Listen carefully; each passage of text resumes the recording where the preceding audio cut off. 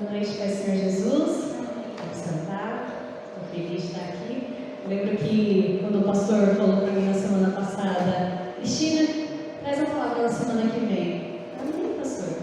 O provérbio diz que se te mostrares frouxo no dia da aflição, a tua força é pouca. Então, mostrar que a minha força é grande, mas não em mim, mas em Cristo. Queria convidar vocês para abrir a Bíblia em 1 Coríntios, capítulo 14, versículo 10. Não quero me demorar, quero ser bem sucinta nas minhas palavras. 1 Coríntios, capítulo 14, versículo 10. Enquanto vocês procuram, eu queria deixar claro assim, eu não sou preletora, eu sou ensinadora. Então, eu vou ler bastante versículos com vocês. Então, eu sempre falo para os meus alunos, gente, na minha aula tem que ter Bíblia. Então, cada um tem que ter a sua Bíblia e todo mundo vai ler todos os versículos que for mencionado. Todos encontraram, amém? A minha versão diz o seguinte: há, por exemplo, tantas espécies de vozes no mundo e nenhuma delas sem significação. A palavra que o Senhor colocou no meu coração é sobre vozes. As vozes que nós ouvimos, pode ser voz do medo, pode ser voz da ansiedade, pode ser a voz da maioria e, claro, a voz de Deus. Eu lembro que tem muitos jargões que a gente vê por aí, e um dos jargões que a gente mais ouve por aí é: a voz do povo é a voz de Deus. Será mesmo que é a voz de Deus? Em Números 13, quando Moisés designa os 12 espiões para ir espiar a terra, ele falou: ó, gente, vão lá, fiquem o tempo que vocês precisarem, verifica se a terra é boa, quais são os desafios que nós vamos ter que enfrentar e traz um relatório depois. Ao cabo de 40 dias eles voltaram e 10 disseram: olha, a terra é boa, de fato é muito boa, olha essas frutas aqui, tudo, mas tem gigantes. Mas os inimigos lá são muito fortes e nós somos pequenos, nós não temos condições, nós somos pequenos gafanhotos diante daqueles gigantes, nós não temos condições. E somente Josué e Caleb disseram: não, a terra é boa de fato, mas a gente consegue porque Deus está do nosso lado. Mas o povo preferiu ouvir a maioria dos espias. E aí o povo caiu nos seus semblantes e falou: não tem mais jeito, é melhor a gente ter ficado lá no Egito, porque lá no Egito a gente estava de boa, a gente era escravo, mas a gente tinha vida, podia trabalhar, tinha mais um monte de coisa. Aqui a gente vai morrer no deserto, se morrer no deserto, morre na mão dos inimigos. E o povo ouviu a voz da maioria. Então, neste caso, a voz da maioria, a voz do povo, não é a voz de Deus. Então, como é a voz de Deus? Eu estava pesquisando na internet há um tempo atrás, de curiosidade assim, nos campos de busca, você não encontra como é a voz de Deus, você encontra como ouvir a voz de Deus, o que a voz de Deus faz, mas como é a voz de Deus, eu não encontrei, não na internet, mas na Bíblia a gente encontra essas definições. Então eu quero ler com vocês agora uma definição muito bonita de como é a voz de Deus, que está em Jeremias 51, versículo 16. Diz o seguinte: a sua voz há grande tumulto de águas dos céus, e ele faz subir os vapores desde as extremidades da terra, faz os relâmpagos para a chuva e tira o vento dos seus tesouros. Outro versículo que fala como é a voz de Deus, Ezequiel, capítulo 43, versículo 2. E diz o seguinte: e eis que a glória do Deus de Israel vinha do caminho do Oriente, e a sua voz era como a voz de muitas águas, e a terra resplandecia com a glória dele. Essa aqui tem outros versículos que contam sobre isso, sobre como essa voz faz essa comparação de que a voz de Deus é como voz de muitas águas. Alguém pode olhar e falar: é só mais uma descrição bonita, só um poema hebraico. Os hebreus tinham uma beleza nas suas poesias que é fenomenal. E lá em Coríntios, na segunda carta de Paulo aos Coríntios, o apóstolo Paulo diz que por boca de 2 ou 3 testemunhas toda a questão é resolvida. Ou seja, se uma determinada passagem aparece em mais de um lugar, citada por diferentes autores, então é uma doutrina. Então o que eu estou trazendo aqui para vocês é uma doutrina pouco divulgada em nossas igrejas. Como é a voz de Deus? A voz de Deus, vocês percebem que nesses versículos tem sempre uma palavra acompanhando. Ou ruído, ou barulho, ou som. Em várias versões aparecem uma dessas 3 palavras. Então, basicamente, a palavra de Deus, a voz de Deus, é uma voz que encobre todos os demais ruídos.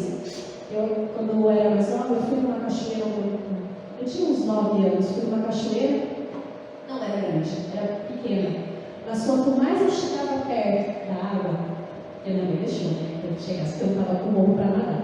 Quanto mais eu chegava perto, dentro do que minha mãe permitiu, eu não conseguia ouvir nada além do som da água. E é assim que é a voz de Deus. A voz de Deus é a voz capaz de cobrir todas as outras vozes. E eu acredito que se o povo de Israel não tivesse ouvido a voz da maioria, tivesse se focado na voz de muitas águas, eles não teriam sido prejudicados depois. Porque no capítulo seguinte de Números, o povo falou: tá bom, Deus está chateado com a gente, então nós vamos. E Deus já tinha falado: não vai, não é para vocês irem. E eles foram e perderam. E se não tivesse sido a teimosia deles, também o povo teria entrado e só ficou 2 que entraram, que foi Josué e Caleb. E com a voz de Deus, a voz de muitas águas, vem um aviso, que está lá em Êxodo 23, versículo 2. Diz o seguinte: não siga a maioria quando ela faz o que é errado, e não dê testemunho falso para ajudar a maioria a torcer a justiça. Ou seja, muito claro, a voz de muitas águas está dizendo para nós: gente, a minha voz é a voz correta. Não ouça o que a voz da maioria está dizendo, ouça a minha voz. E o que a voz da maioria costuma dizer?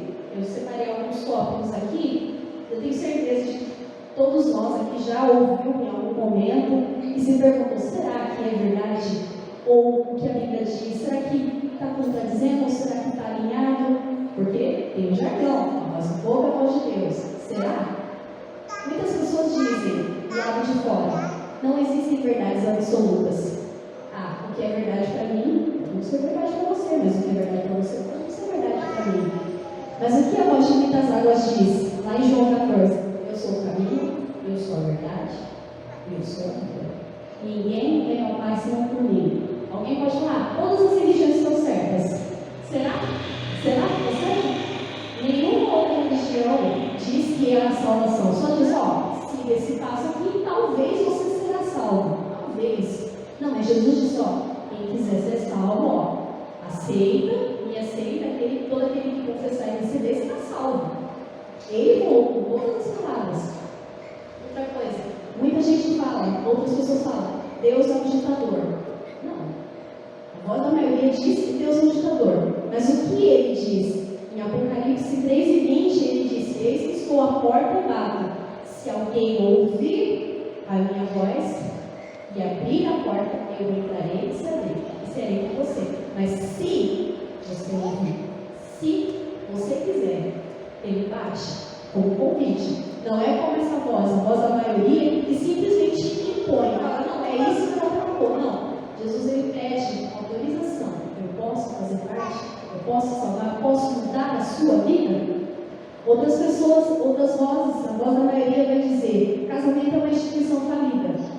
O que Jesus diz? Não. Em Eclesiastes 4, diz: é melhor ser 2 do que 1, porque se um cair, o outro se levanta.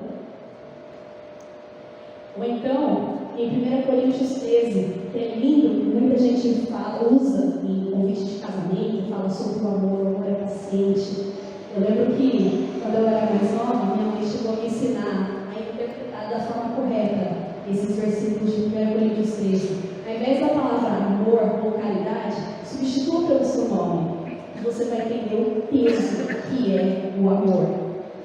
A Cristina é paciente, a Cristina é sofredora, a A Cristina tudo crê, a Cristina tudo espera, a Cristina tudo suporta. Será? Será? A gente entende que é realmente o amor? Ele está nos ensinando aqui hoje. Ou então, a voz da maioria vai dizer lá fora: empodere-se, seja top, você não precisa de ninguém. O que Jesus disse? Sem mim nada podeis fazer.